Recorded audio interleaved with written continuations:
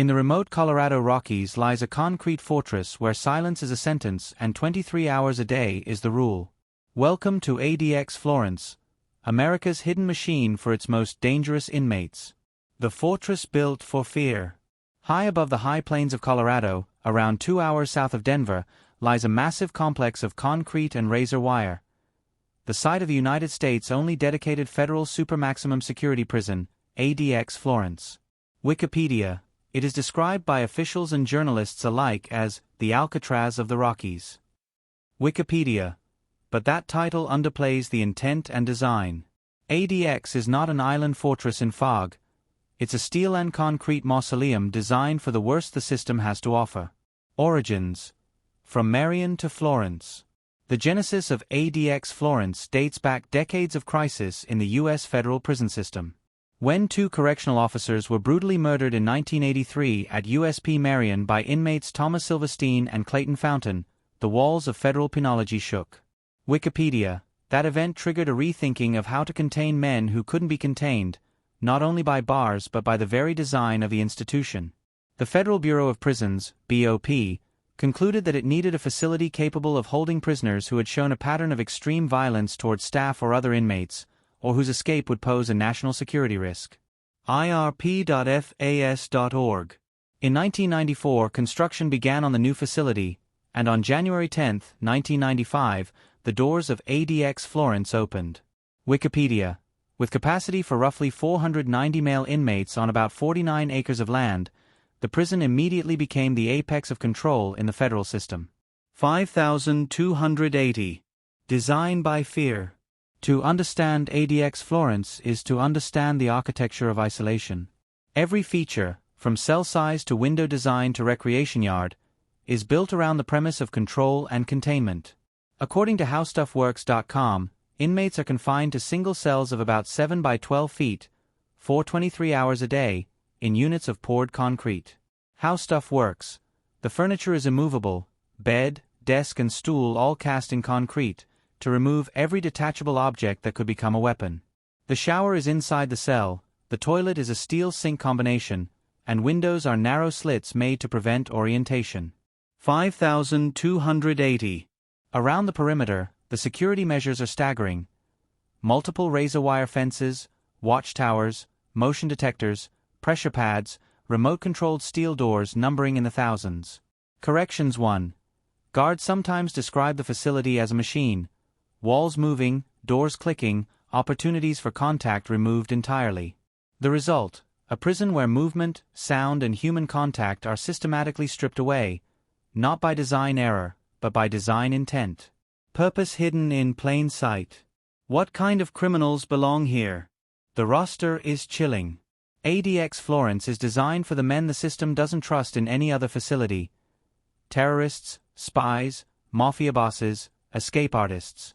ThoughtCo, the New York Times quoted a former warden, Robert Hood, who called it a clean version of hell. 5280.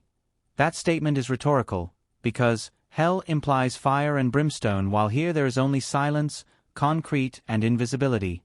Every inmate arriving at ADX steps into a regime where day is indistinguishable from night, interaction is dangerous, and the body may be contained, but the mind remains at risk. Why this matters?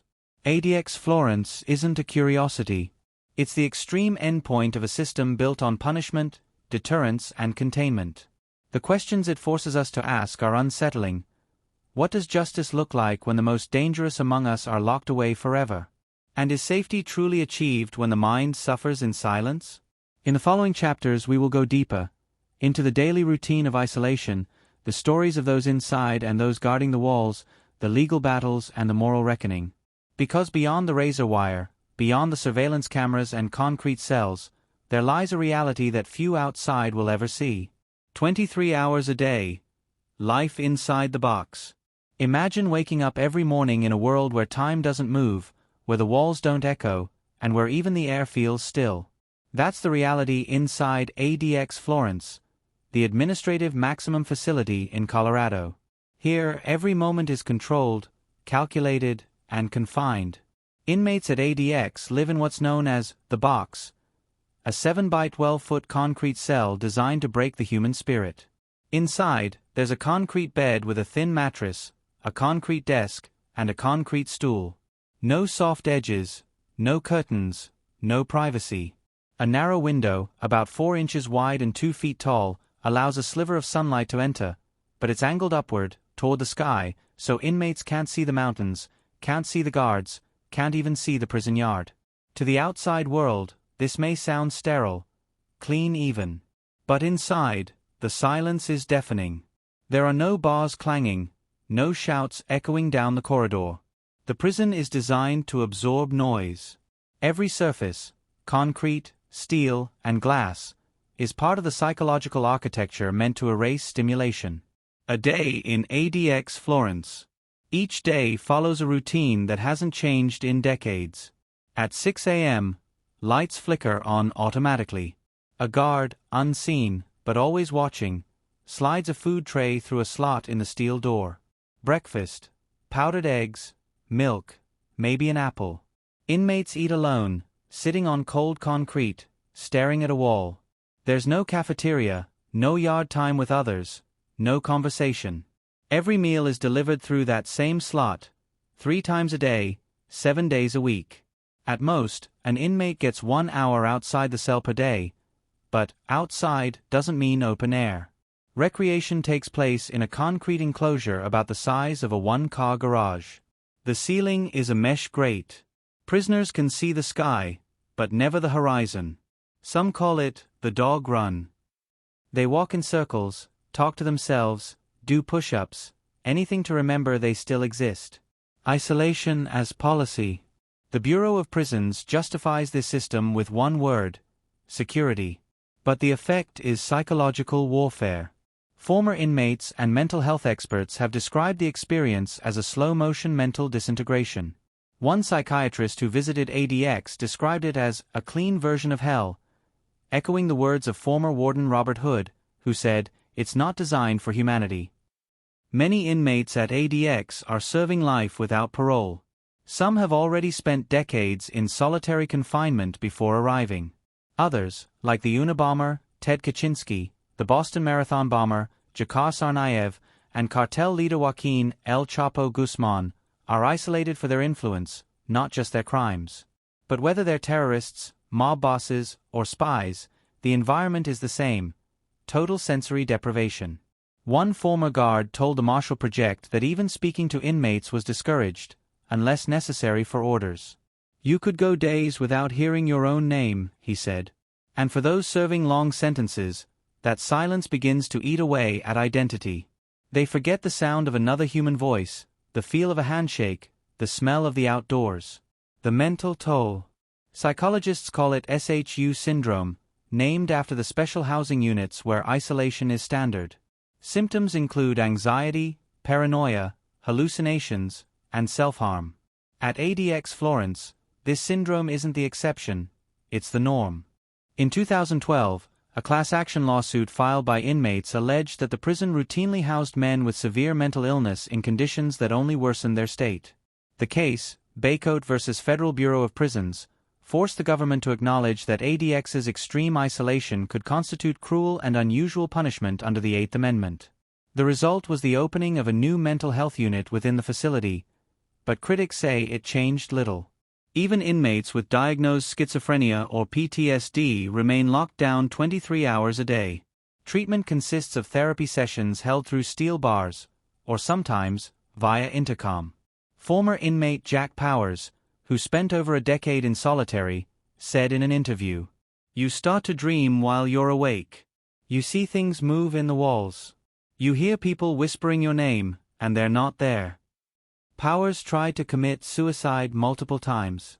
His story became part of the lawsuit, a chilling reminder that ADX doesn't just contain bodies, it crushes minds. Control by design. ADX is run on a principle of total control. Everything, from lighting to temperature, is automated. The only movement comes from food trays sliding through slots and doors opening with a mechanical hum of hydraulics. Every inmate is observed through cameras 24/7. Guards track them with digital monitors. Even bathroom use is logged. According to one former warden, the goal isn't just to punish, it's to remove every variable of risk, every chance of violence. And yet, inside that absolute control lies an irony. The more the system tries to suppress humanity, the more fragile it becomes.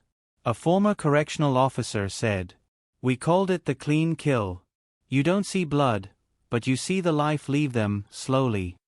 The human cost. For some inmates, this isolation leads to quiet surrender. For others, it becomes a battle for sanity. A few create art, writing poems or sketching on paper scraps smuggled through the system.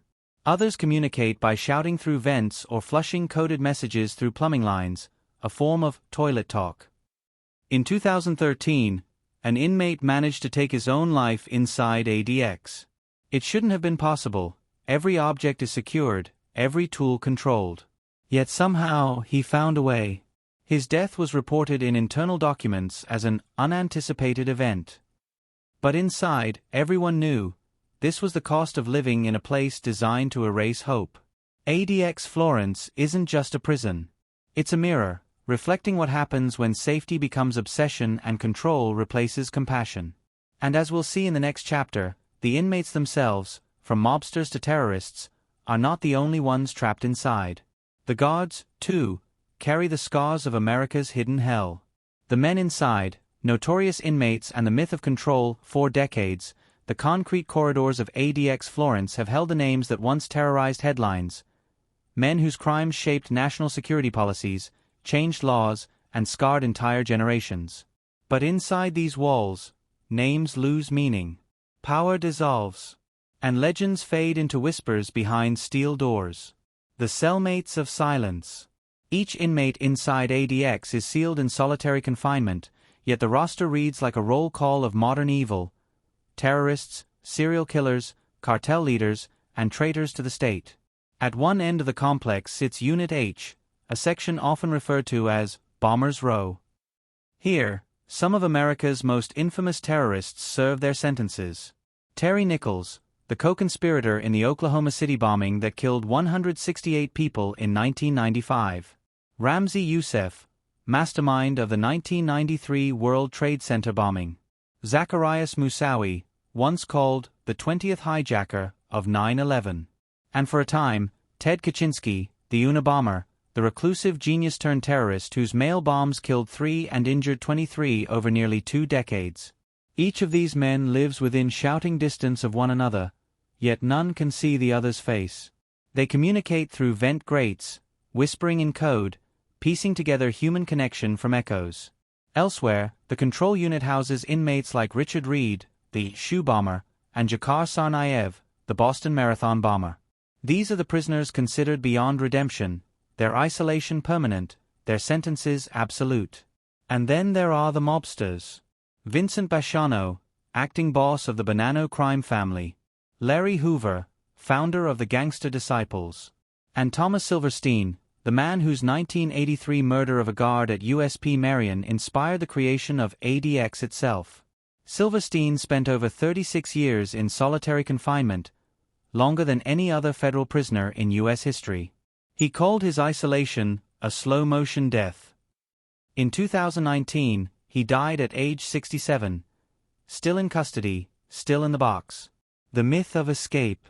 ADX Florence was built with one unbreakable promise. No one will ever escape. Every inch of the compound, from the concrete mix to the sensor grid, was designed to make that promise real. According to prison engineers, the walls are poured with reinforced concrete so dense that cutting through them would take weeks, if not months, with industrial tools. Motion sensors, laser tripwires, and seismic detectors monitor every corridor. Even the air ducts are too small for human movement. Former Warden Robert Hood once said bluntly, "No one has ever escaped from ADX. And no one ever will." And so far he's right. But rumors persist. Inmates whisper about the ghost route, a hidden tunnel left behind during construction. Others talk of the phantom escape, where an inmate vanished for hours before being found in another unit, disoriented but alive. Most of these stories are urban legends. Yet they serve a purpose. They remind the inmates, and the guards, that imagination is the only freedom left. Even so, The prison's design carries its own dark irony. In a place built to be escape-proof, the only real escape many inmates ever find is through death. The guards behind the glass. The suffering inside ADX doesn't stop with the inmates. Guards, psychologists, and staff members all bear the mental weight of the system they maintain. Former correctional officer Brian Daw described the emotional toll in a 2013 interview. "You're walking among men who've killed without hesitation. You have to act like you're not afraid, but inside, you're burning out." The turnover rate for officers is high, and PTSD among staff is quietly rampant. Some former guards report recurring nightmares, hearing doors slam or seeing faces they only ever glimpse through reinforced glass. Inside ADX, everyone is locked in a routine, not just prisoners. The guards live their own version of confinement, bound by duty, fear, and silence. Monsters and mirrors. When ADX Florence was conceived, it was meant to isolate America's worst of the worst. But in doing so, it forced a question the country still struggles with: at what point does security become cruelty? Critics argue that Supermax prisons don't rehabilitate, they simply erase. Human rights organizations, including Amnesty International, have called prolonged solitary confinement a form of torture. Even the United Nations has stated that keeping a person in isolation for more than 15 consecutive days can cause irreversible psychological damage. Inside ADX, that isolation lasts for years, sometimes decades. One former warden reflected, "It's not a correctional institution. It's a place where we keep people we've given up on." That's the tragedy of ADX Florence. It's not just where America hides its monsters. It's where it hides its failures of justice, rehabilitation, and empathy. Because when you stare into the abyss long enough, as Nietzsche once warned, the abyss stares back. And ADX Florence is that abyss made of concrete. The fortress and the future. Today, ADX Florence still stands, surrounded by desert plains and snow-capped peaks. From a distance, it looks small, almost invisible against the vast Colorado sky. But up close, it's a reminder of what happens when fear dictates design. Since its opening in 1995, more than 400 men have passed through its gates. Some will die there. Others will fade into the background of history. Names we once feared, now forgotten. The prison's motto is safe, secure, humane. 3 words etched into the Bureau of Prisons' mission statement. But to those who've lived and worked inside its walls, the meaning is more complex. Safety, for society. Security, for the state. And humanity, lost in between. As the debate around mass incarceration and solitary confinement grows louder, ADX Florence stands as both a warning and a mirror, a symbol of how far a nation will go to protect itself, even at the cost of its own soul. Because in the end, the monsters locked inside may not be the only ones we should fear. Sometimes, the real monster is the system that created them.